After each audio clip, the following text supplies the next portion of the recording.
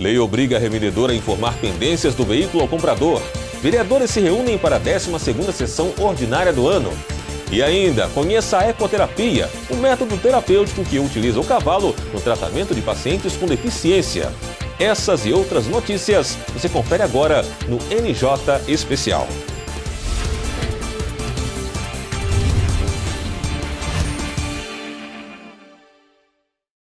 Olá!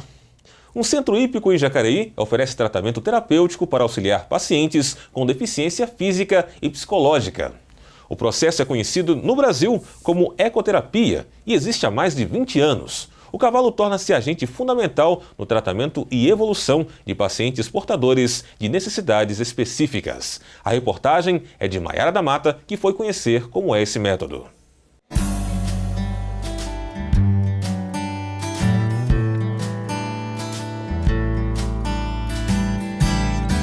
Andar a cavalo deixou de ser uma atividade restrita somente ao lazer. Aqui, eles têm a função de contribuir com a evolução física e psíquica de pacientes portadores de necessidades específicas.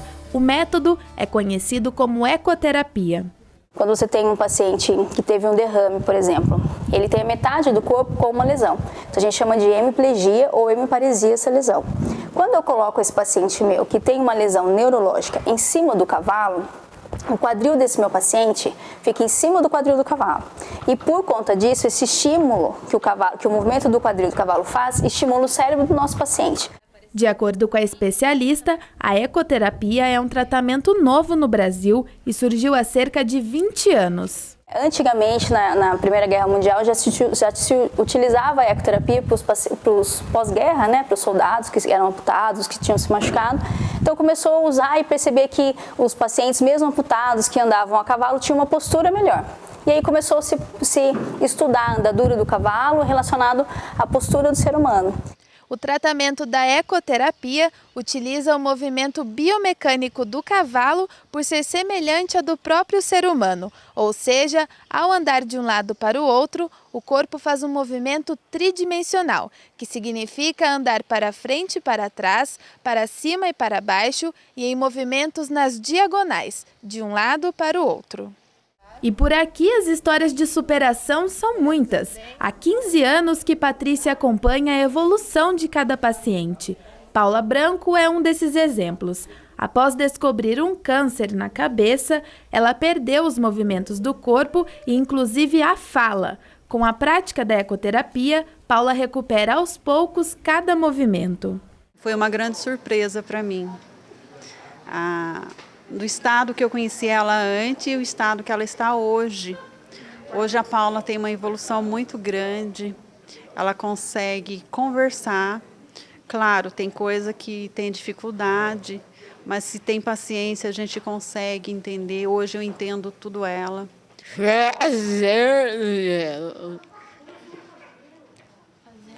Hoje ela tem prazer mesmo.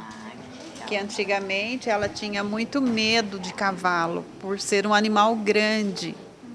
Então hoje ela não tem mais medo do cavalo, é um grande prazer o que ela faz. Eu até me emociono quando eu falo da Paula, porque essa paciente me ensinou muito, né, na minha vida. E eu coloquei ela em cima do cavalo com traqueostomia, né, com uma traqueostomia, com uma gastrostomia, né. Ela não falava, ela não mexia nem o braço, não sustentava a cabeça. Eu montava com ela, eu sustentava a cabeça dela. Nós íamos em 6 na equipe. Hoje eu vejo a Paula falando, hoje ela verbaliza o quanto ela gosta da ecoterapia. Humberto também acompanha a filha Beatriz. Ele descreve a emoção de ver o empenho da jovem nas atividades. Hoje a Beatriz, a postura dela, como é diferente, né? A síndrome de Down, eles têm a hipotonia, né? Então tem facilidade de afrouxar. Ela tem uma postura, ela andando de cavalo, você vai observar que ela tem uma postura de cavaleiro mesmo. E eu fui aprendendo a tomar o gosto.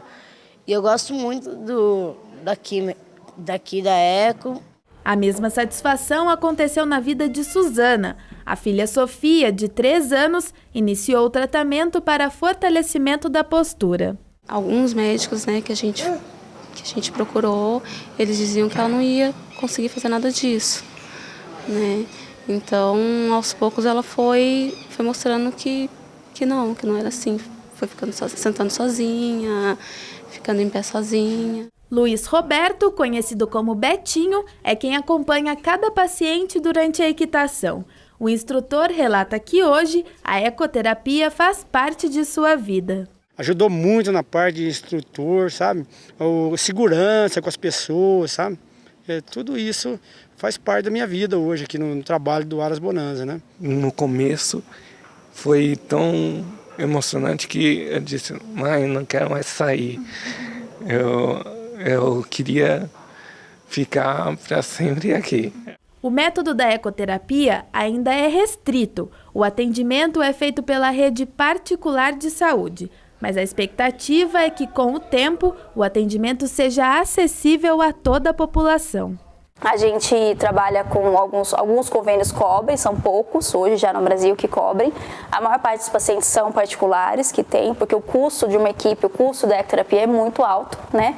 Mas existe sim um sonho muito grande, né, de que alguém um dia tenha esta leitura, né, do quanto é importante e o quanto é necessário que as pessoas tenham acesso. Poucos serviços são oferecidos, esse é o grande problema. Mas a partir do momento que as pessoas têm consciência, os próprios profissionais têm consciência dessa especialidade, eles começam a se interessar. São 15 anos depois, a gente poder dar uma entrevista e falar de tudo que a gente construiu, né, do comecinho lá com um cavalinho, né, a gente começou, não desistiu, né, todas as dificuldades. E eu devo isso também aos profissionais que estiveram comigo, aos profissionais que estão comigo e principalmente com os meus pacientes.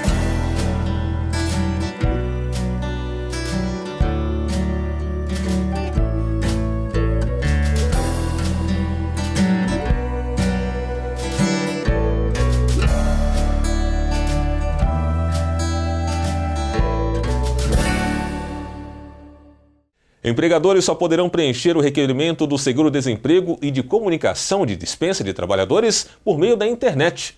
Ícaro Leal traz as informações. O Ministério do Trabalho e Emprego determinou que as empresas passem a preencher o requerimento de seguro-desemprego dos seus funcionários pela internet. A medida está valendo desde o dia 1º de abril.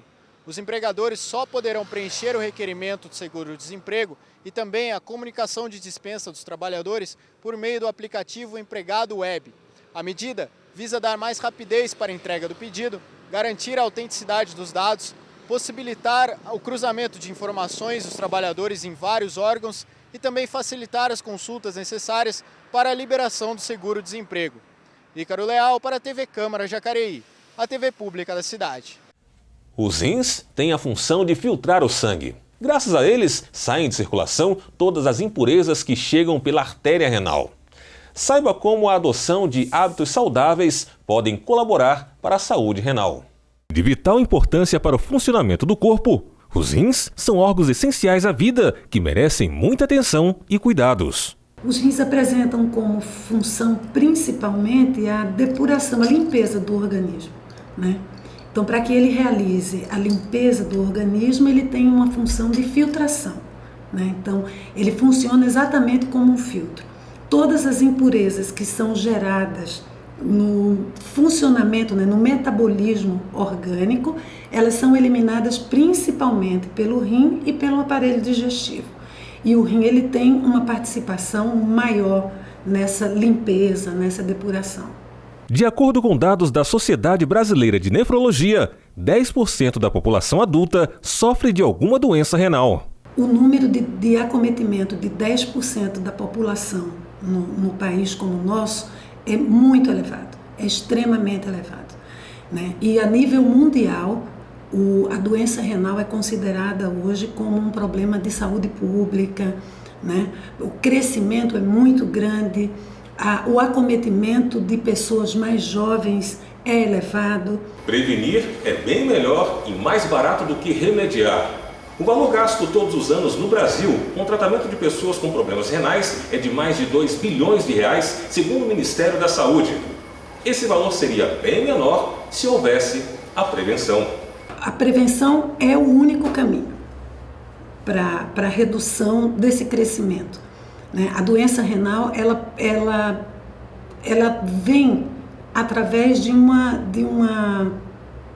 várias doenças que têm uma incidência elevada, como diabetes, a hipertensão arterial, acho que as infecções urinárias de repetição, que é um acometimento que não é valorizado. Para a médica, além da prevenção, a conscientização é importante para combater o diagnóstico tardio. No Brasil, a descoberta tardia é pela falta de prevenção, pela falta de um trabalho de conscientização da população.